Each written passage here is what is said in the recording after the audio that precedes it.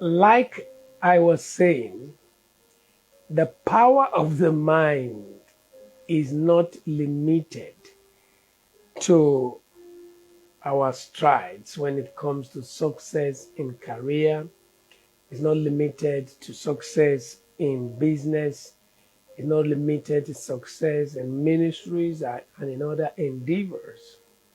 Truth is that when we understand the power of the mind, we are going to engage it to experience victory, success in just every aspect of our human endeavors without limiting ourselves in any way. And the way we're going to do it is by understanding how the mind works. God understands how the mind works. That is why the prayer in Ephesians chapter 1, verse 16, 17, 18, that the eyes of our understanding might be enlightened. So the enlightened of our mind's eyes, is so profound. It is why every time God is going to navigate his children into new levels, he uses the word see. I have given into your hands. See, see, see. Already accomplished. As soon as the picture is clearly painted in the mind, it is as good as already accomplished. See, I have given into your hands, Deuteronomy chapter 2, verse 24. I have given into your hands Sihon, the king of Heshbon, and his land. Begin to take possession of it and contend with him in battle. See, unless we can see, we cannot become. Unless we can paint it clearly in our minds. And that brings me back to what I was saying before. Clarity of thought in the human mind is in degrees. When you begin to develop thought, it begins very faintly. If you leave it at that faint level and faintness, you are not able to convert it to its material equivalent. You must work on it and bring it to the point of point blank clarity. How do you achieve that? Two things. It brings us to the power of attention.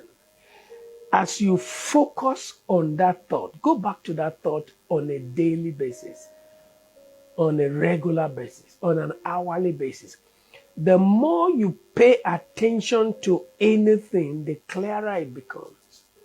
The more you focus your attention, focus on anything, the broader, the more elastic, the larger it becomes amplified. So to attain clarity, one of the things you want to do is revisit that thought.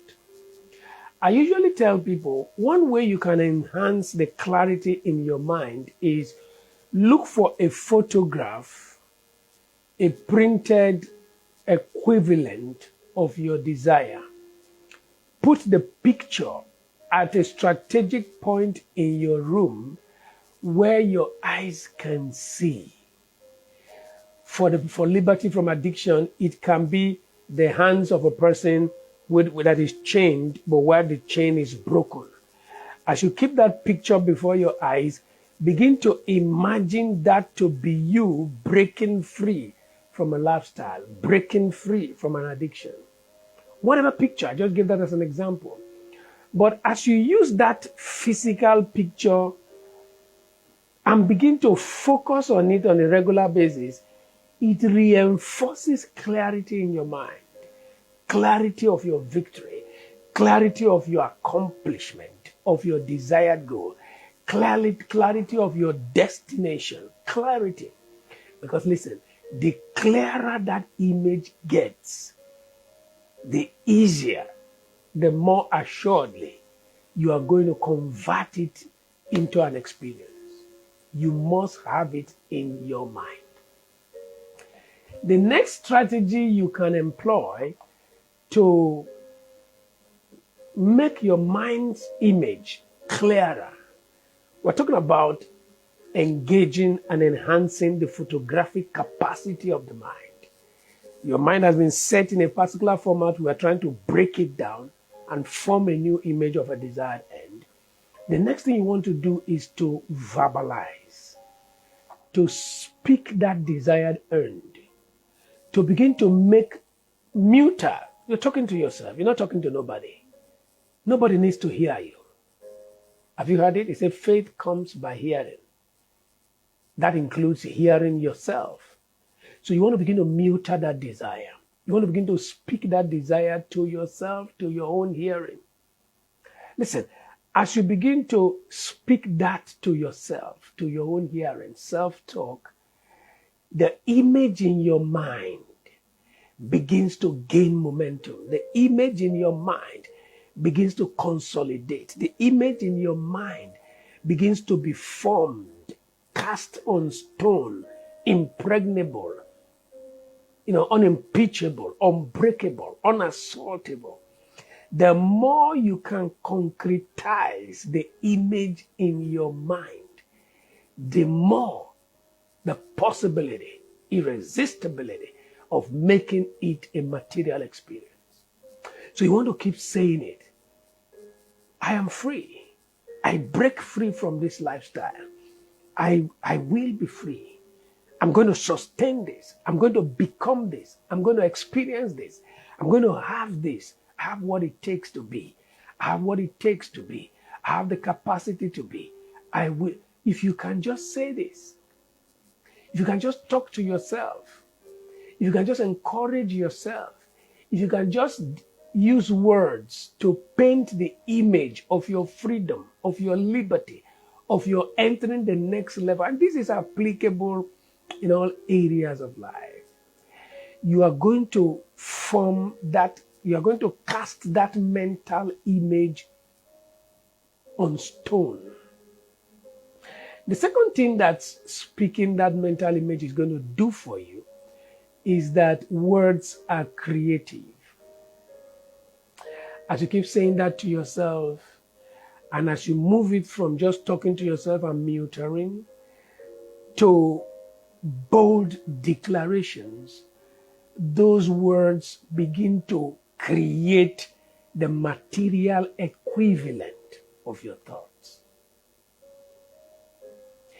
And as you keep saying that, you're going to put yourself in a position where all of nature, all of life begins to mobilize themselves to make what you think, what you say, what you declare manifest, becomes your experience. Trust me, the clearer the image in your mind, the most likely that it will become a material equivalent. You must have a concrete, insurmountable image of your destination.